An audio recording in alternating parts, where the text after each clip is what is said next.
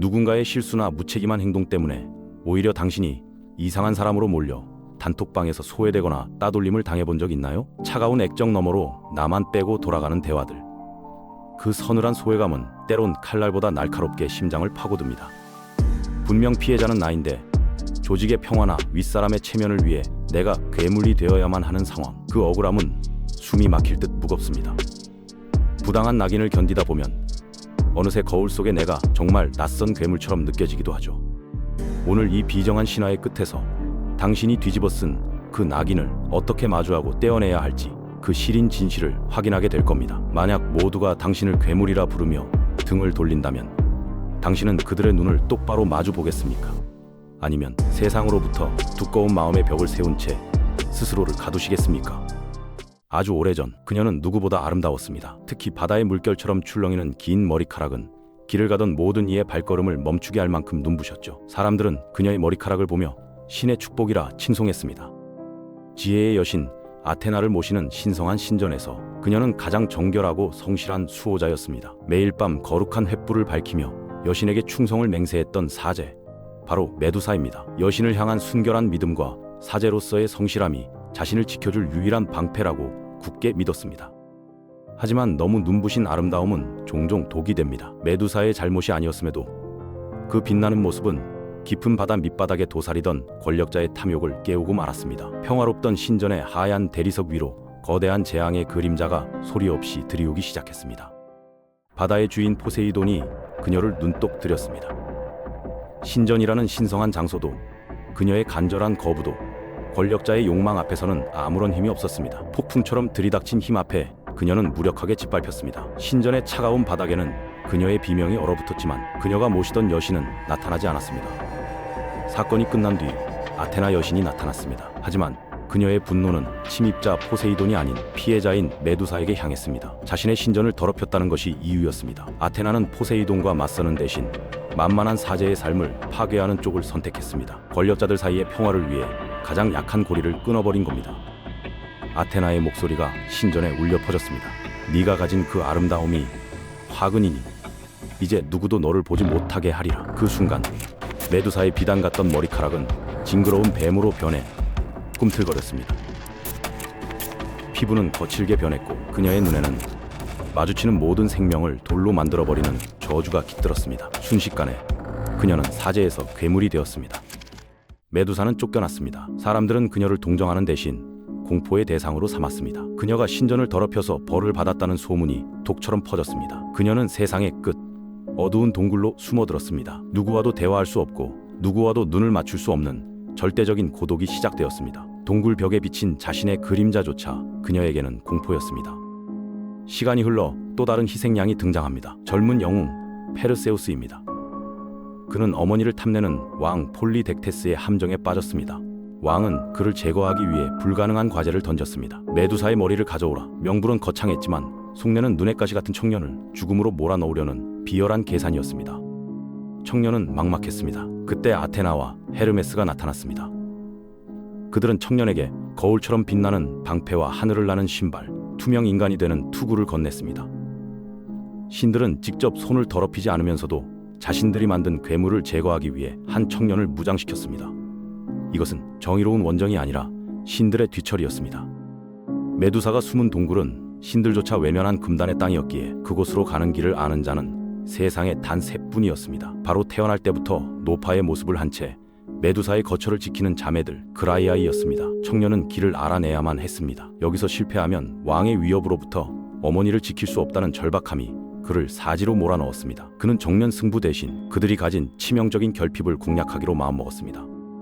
세 명의 노파는 단 하나의 눈알을 서로 돌려가며 세상을 보고 있었습니다. 청년은 숨을 죽인 채 그들이 눈을 건네주는 찰나, 즉 세 명 모두가 앞을 볼 수 없는 0.1초의 공백을 노렸습니다. 손을 뻗어 그들의 유일한 빛을 가로챈 청년은 비명을 지르는 노파들 앞에서 차갑게 속삭였습니다. 메두사에게 가는 길을 말해라. 그렇지 않으면 너희는 영원히 어둠 속에서 살게 될 것이다. 타인의 가장 간절한 약점을 인질로 잡고서야 청년은 원하는 답을 얻어냈습니다. 살기 위해 누군가의 전부를 빼앗는 비정한 전략이 영웅의 첫 승리였던 셈입니다. 드디어 메두사의 동굴에 도착했습니다.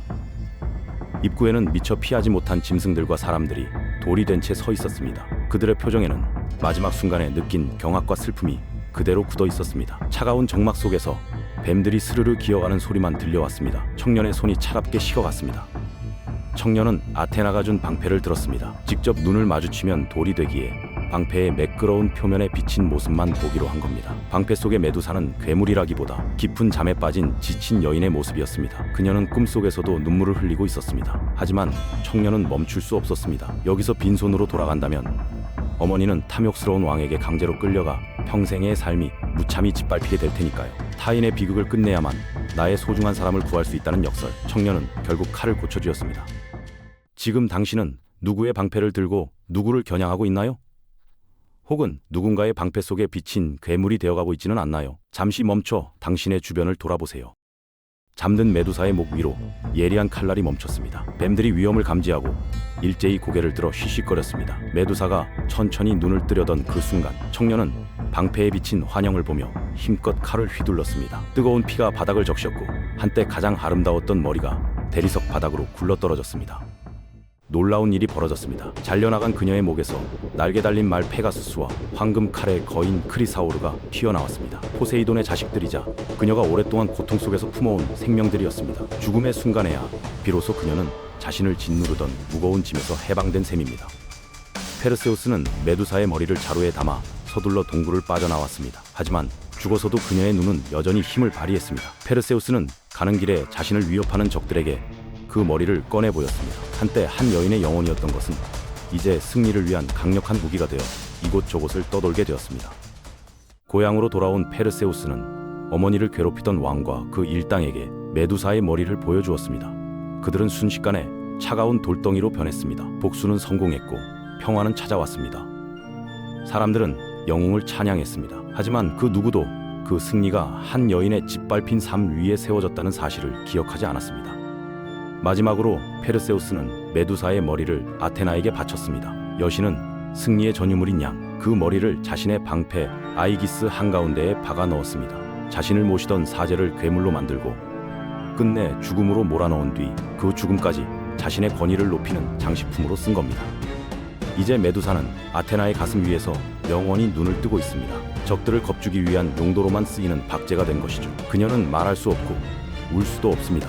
오직 여신의 위엄을 증명하는 차가운 시선으로만 존재할 뿐입니다. 조직의 질서를 위해 희생된 수많은 이들의 침묵처럼 말입니다. 사람들은 페르세우스의 용기를 말하지만 사실 그는 신들이 짜놓은 판 위에서 움직인 말에 불과했습니다. 그리고 메두사는 그 판을 유지하기 위해 악욕을 강요받은 희생자였습니다. 우리는 살면서 얼마나 많은 메두사를 만들고 또 얼마나 많은 방패 뒤에 숨어 누군가를 돌로 만들고 있을까요? 만약 당신이 지금 메두사처럼 고립되어 있다면 기억하세요. 당신이 괴물이 된 것은 당신의 본성이 악해서가 아니라 주변의 비겁함이 당신에게 그 가면을 씌웠기 때문일 수 있습니다. 그리고 당신이 페르세우스라면 당신이 든 칼이 정말 정의를 위한 것인지 아니면 누군가의 뒤처리를 대신하고 있는 것인지 확인해야 합니다. 신화는 메두사가 죽었다고 말하지만 사실 그녀는 우리 곁에 여전히 살아 있습니다. 억울한 소문에 휘말린 동료의 뒷모습에서 혹은 책임 전가에 희생된 누군가의 서늘한 눈빛에서 말이죠. 돌이 된 사람들은 어쩌면 메두사의 눈이 무서웠던 게 아니라 그녀의 눈에 비친 자신의 추악한 진실을 마주하기 싫었던 것일지도 모릅니다.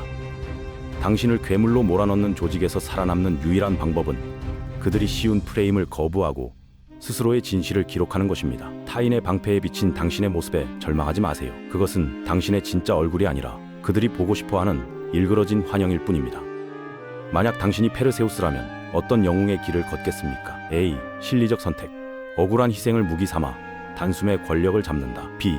도덕적 선택. 나의 성공을 포기하더라도 부당한 희생을 멈춘다. 여러분의 선택과 그 이유를 댓글로 들려주세요.